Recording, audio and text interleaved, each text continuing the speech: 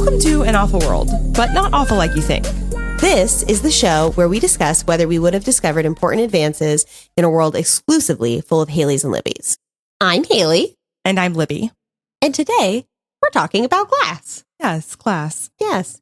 Now, did you know that glass occurs in nature, just to start out? Yes, I did. And do you know why I know this? Why do you know that? Because of the cult classic film, Sweet Home Alabama. Now, you know that film Lies? Wait, really? This was the first place I started talking about glass.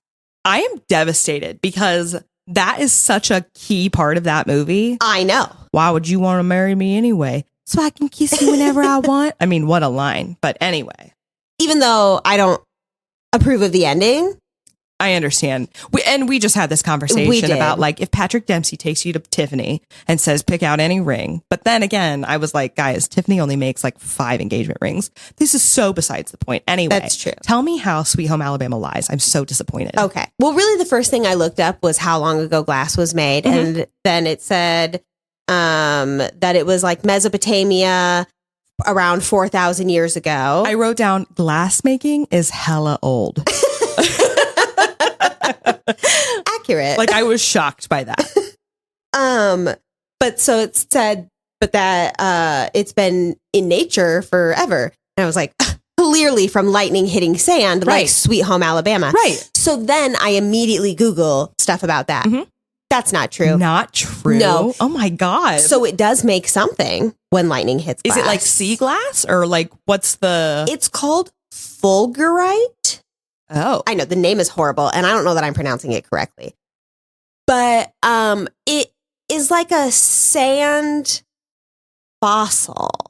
So is it like, does it look like glass? Like no, it looks like rock or coral would look. It's pretty much like the sand makes a hard fossil cast of the lightning, but it looks like rock. It does not look like glass. And then I have lost so much trust in my Lord Almighty, Reese Witherspoon. Yeah, what the hell?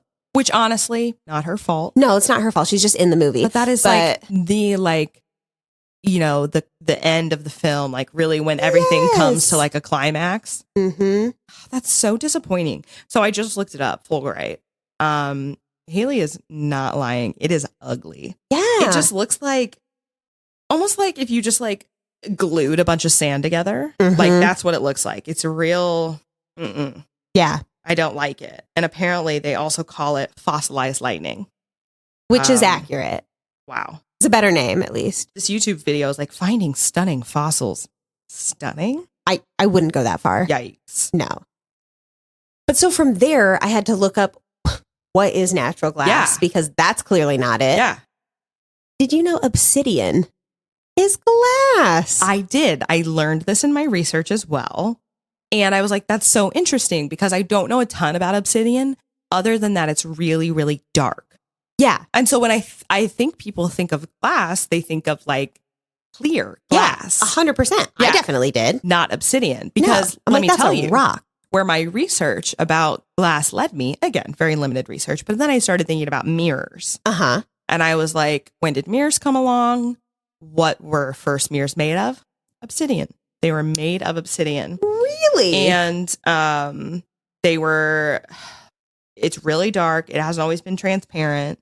And the first mirrors, Egypt.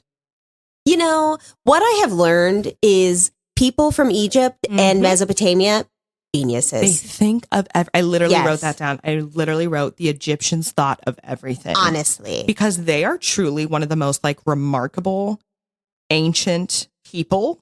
Yeah. I mean the pyramids alone.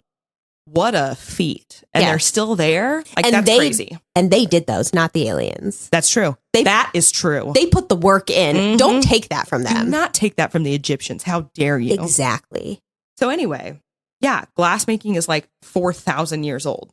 But this is like true, like genuine glass making. Yes. Not like finding obsidian and then using that to make glass. Yes. Now, what I read was that making glass from scratch as a human, not in nature, is still made with sand. Yes. So I totally understand what they're getting at in Sweet Home Alabama. Right. They're like, sand is glass. Right.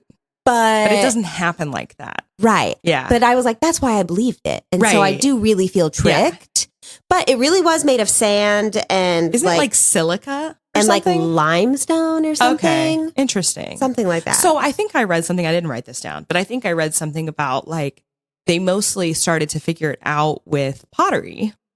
Because if you've ever like taken, again, on the pottery thing, if you've ever taken a pottery class, but like you know, the glaze that you put on there, it's like, I don't know, I think it's like little like crumbled up glass stuff that like becomes shiny when you heat it up a bunch. I think. I don't know. But I wanted to show you something insane that I found that we'll definitely throw on the Instagram page because I think it's fascinating. So as I'm doing research about glass, I come across this picture from the British Museum, literally just the British Museum, of this glass fish. It's beautiful. It is beautiful. It's got this lovely like gold and blue pattern on it. It's really like well done. How old do you think that is? Not, it doesn't look that old. Couple hundred years. Great guess. It is somewhere between 1500 and 1200 BC. Wow. Is where we date that. It was, if you want to look it up, it's called, it doesn't like have a name, but if you just type in like glassfish Amarna, which is Amarna, that's where it was found. Or at least what it would have been Amarna. I don't know if I'm saying that right. It's, I think, somewhere in Egypt. But anyway, they thought that it was probably used to hold like ointment or like something like that. Interesting. I wouldn't know how to do that today. No. Like if you were like, make a glass fish, I would just be like, holiday hoobie whatty? I can't do that. Like what? Yeah. And that was 1500 to 1200 BC that we date that at. Yeah. That's crazy. It is wild. They were doing so many really big things. And sometimes I'm like, maybe we really haven't come that far. Look at all the cool stuff they did back then. I know. Oh, that's kind of sad. You're right. Like, I know. Maybe we haven't in a lot of ways. I'm like, we have computers and that's cool, but look at how cool the art was. They did that by hand. Yeah. So apparently glass blowing has been around for a long time. Okay. Like not that much. Like I think like 600 BC or something. Apparently I also didn't write that down. But like it was like way older than I thought it was. Yeah. Which I think is so fascinating because, and I guess we don't really know a lot about like how it developed. But like who was the first person that was like, what if I heat this up to an insane temperature and then blow air in it and like spin it around, and who figured that out to like shape things? Yeah, I don't know. I mean, obviously they probably just had fire, something got in there, someone accidentally made glass, but then from there to be like, look at this hard mass of glass. You know what I could do? Melt it back down, right, and turn it into something. And I don't really understand that. Like as I'm looking around this room that we're sitting in, like there's like, you know, a glass like float that has some sort of liquor in it.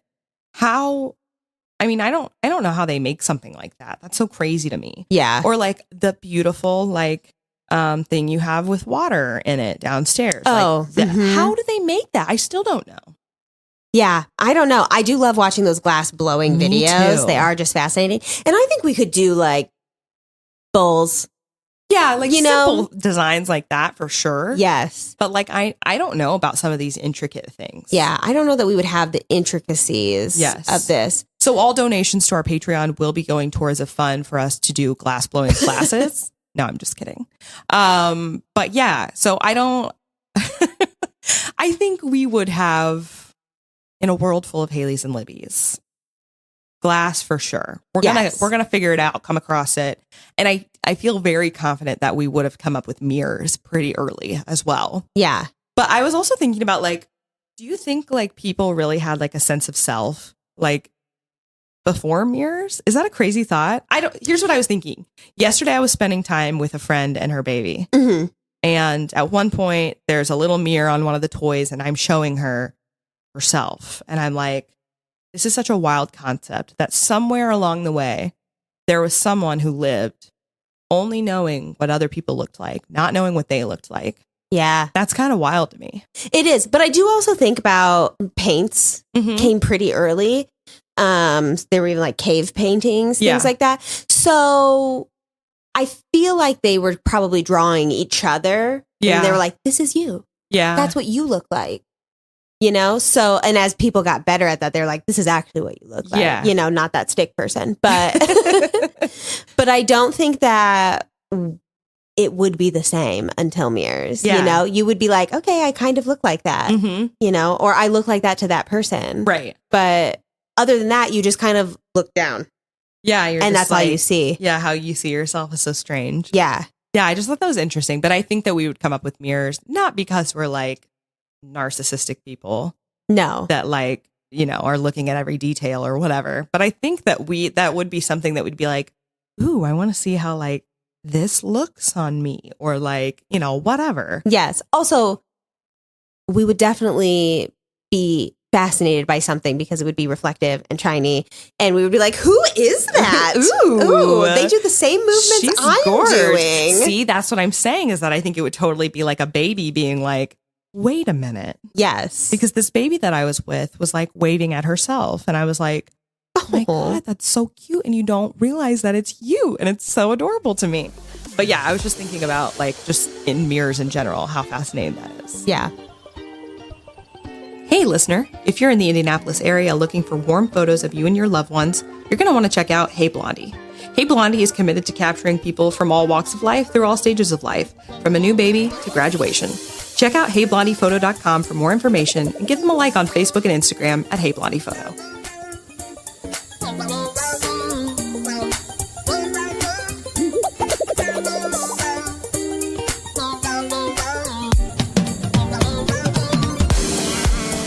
But like obsidian, kind of jumping back to like glass, obsidian is insanely sharp. Did you know that? No, I just knew it was from volcanoes. Yeah, it is from volcanoes, but it's also like super, super sharp. So like people would make tools and things out of obsidian because it was so sharp. Interesting. So like, all roads lead back to tools. No, I'm kidding. But like a lot of things. Like I think that's pretty crazy. It is. So yeah, I guess like mostly in the early times, we don't really, before we had glass blowing, it was hard to make glass things, but I'm sure. It. And the first things apparently were like beads. I did see that, which I love, because you know what I love doing at museums is seeing all the jewelry, because you just kind of think that couldn't have been that much going on so long ago, but they're still like, we should decorate ourselves. Yes. And I love that. I love that for them. I mean, that would have been us though, too. Like every time I see that, I'm like, yeah, absolutely. Like we would have done glass beads. Yes. Here's what I'm curious about. Do you know, because I don't know that I did any research on this. Do you know how we add like colors to glass? Isn't it just by adding different like elements, just different like pigments to it? I don't know, but like where does that come from? Like plants or? I would assume like plants or the other rocks or something that you would grind into a powder. Maybe. Kind of like when you make paints. Yeah, I guess. Yeah. Okay. So that would be my assumption. But I definitely think we'd come up with that. We would make beads for sure. We'd be like sitting around like making friendship bracelets. Oh, definitely. Living our best lives. That would be, I think, our main use of glass. Absolutely. Well, and what I had looked up was that clear glass took forever. Yes. For us to even come up with, and that all glass was opaque and colorful for a really long time. So I definitely think we would have been like, you know, what we could do is see if we put these leaves, if we crush them up and they're so beautiful and green, and put them into this. Don't you think it would make it green? Probably. You know? Yeah. Like, I think we would be all about the color. So here's the question, though. Do you think we would have ever come up with transparent glass like we have now? Like glass in its true, like, the way you think of it when you hear the word glass. I don't know, because I still don't know how they do it. I don't either. So I have literally no understanding of it today, which makes me think maybe not. Yeah, maybe not. I don't know. I don't know what took so long to get clear glass, but something interesting also that I read is about like glass being fragile is because apparently because of all the atoms are all topsy-turvy, which I think is interesting because like magnetic atoms, like we were just talking about in the last episode, they're all facing the same way. In glass, they're just like, they just like go wherever they want. They're just free. It's like be wherever they want. Just be all wild. Interesting. I guess that's what makes it so like fragile. But also I wouldn't trust anything I say about science. It's possible that I have read that somewhere and totally misinterpreted it. So yeah. We'll never know because I'm not going to look it up. Please don't write us if we're wrong. It's just let it be. Now, something else I did learn, though, is that glass windows, once we had clear glass, glass windows we didn't have until 100 AD. Wow, really? So what a new invention. It's so novel. I know. But the Romans invented windows, glass windows, I should say. So outside of that, before we had glass windows, China, Korea, and Japan used paper for windows, which I was like, that makes sense because paper would let light through. I mean, you can't really see through it. Yeah. But it would let light through. But, you know, that's also not very great for the elements. Yeah. But then apparently England were using animal horn. Interesting. Yeah. I mean, I don't know. So you think in an early world full of Haylies and Libbies, of between animal horns and paper, what are you going with? Oh, paper. 100%. I knew you'd say that. I'm not taking an animal's horn. I mean, I don't think that's how it works. Well, where does it come from, Libby? Well, I think, don't like some animal horns fall off? Like, I don't know. I know like antlers? Do they fall off? I don't know. I thought they just like rubbed their heads against something and like the layers shed, but I didn't think like the antlers fell off. I don't know. I could be totally wrong about that. I don't know. I'm just like, bad people take them. I know. And I don't think it would be like that. No. But I think that like, here's what would come to mind for me is that, like you said, that paper would not hold up against elements. And again, we're all about being warm. That's true. And cozy and not cold and uncomfy.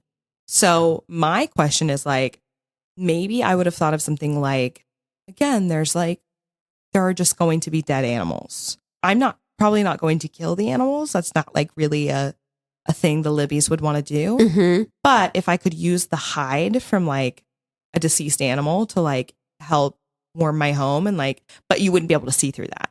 That's the problem. No. But I don't know at that point if I would be more concerned about being able to see through it as much as I would be like, keep the elements and the little bugs out. Yeah. See, I think I would just be no windows because we would probably try paper and then I'd be like, oh, the rain. Yeah. And you'd have to replace it all the time. This is horrible. Exactly. But so then I would be like, well, I'll just go outside if I want to see the outside. Yeah. Kind of a thing. True. Because when I think, oh, well, the animal horns are there, the animal is dead, or the hide, something like that, even today, you literally could not pay me to just gut an animal. Dead of natural causes or not. I'm not doing that. Yeah, I get that. So I would never take the animal horn. Also, it has to be really hard. And so that's a lot of effort to try to like get through that. Because otherwise, are you just going to like take their head and just like to break it off? I don't know. Ooh. I guess I would love to know more about that because I don't understand how they would take the horns of an animal and use that to cover their windows. Yeah, I don't really either, especially they're like curved.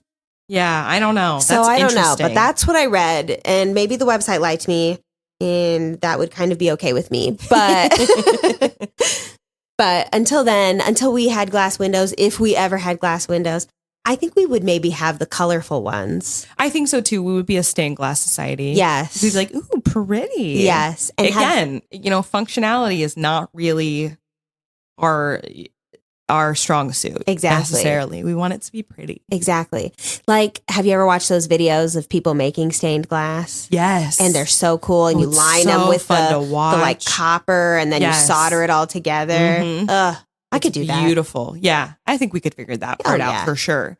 And that may be more like finding like naturally occurring glass and trying to like figure out how to put it together to make pretty pictures and stuff. I definitely think we would do that. It is sort of wild to think about something that the Romans invented in, what did you say, 180 AD? 180. Oh, I mean, that's crazy. Is something that we still use today. Yeah. That's pretty wild. Like there really is a lot of glass in the world. Yeah. I love glass. Yeah. I mean, it's great for so many things. Yeah. Every day there's, you get in your car, which has a glass windshield and like windows, and there are windows everywhere. There's picture frames in here and they've all got glass covers on them and things like that. So I definitely think too, for the point of like preservation of things, we probably would have used glass. Yeah. I don't know if it'd be clear glass. I don't know that it'd be clear. We don't like fully understand how that works. No. But yeah, I think that's so interesting. Definitely. Yeah. So glass. Yeah. Would we come up with it?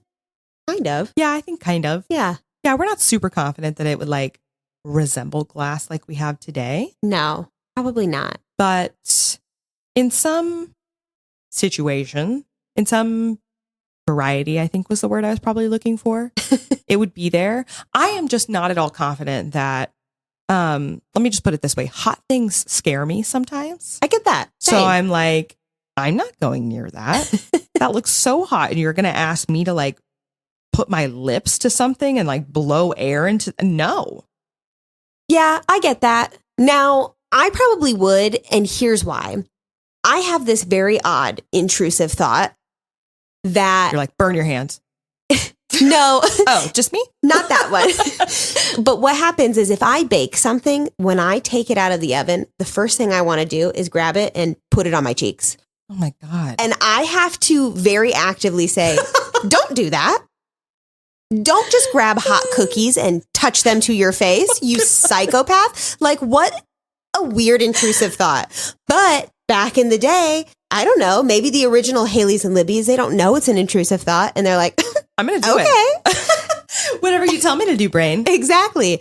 So I'm sure I would be like, I will put my lips on that. It might be hot, but I'll do it. So it's the Haylies of the world that would definitely be like, come on, Libby's. It's called glass blowing. It's fine. Yeah. You can make really pretty things out of it. Exactly. Look at this bowl I just made. Don't you want one? Let me show you. Yes. Yeah, I do. Just revisiting that quickly. I just want to say that I'm feeling more confident now than I was at the beginning of the episode. That glass blowing, we would have gotten there because we had to have like been like, okay, well, when it's hot, we can like manipulate it more, right? So like, let's do that and let it cool and see what it looks like. Yeah. So yeah. Okay. Yeah, we would have gotten there. I think everything would just be much more colorful, not so clear. We would not have the sad beige aesthetic. No. That couldn't be us. A world of it's a very colorful world. Yes, a world of Haylies and Libbies is just saturated with color. More color than you could ever imagine. Exactly. It's like, in The Wizard of Oz, when she just lands in Munchkin Land. And it's like, oh my God. Yeah. Yes. That is what it would look like. 100%. But better. Absolutely better. And the working conditions would be better than the Munchkins. But that's totally besides the point. That's right. So glass, we're feeling good about that. I feel pretty good about it. Okay, I'm feeling much better than I was before. Yeah. So our world would be less awful, more colorful. It would be, absolutely. I love it. Just swapping one full for another. Exactly. So thanks for tuning in, guys. Next week, we're going to be talking about iron, which is an exciting topic. I know it doesn't sound exciting, but just you wait. I swear it is. It's so exciting.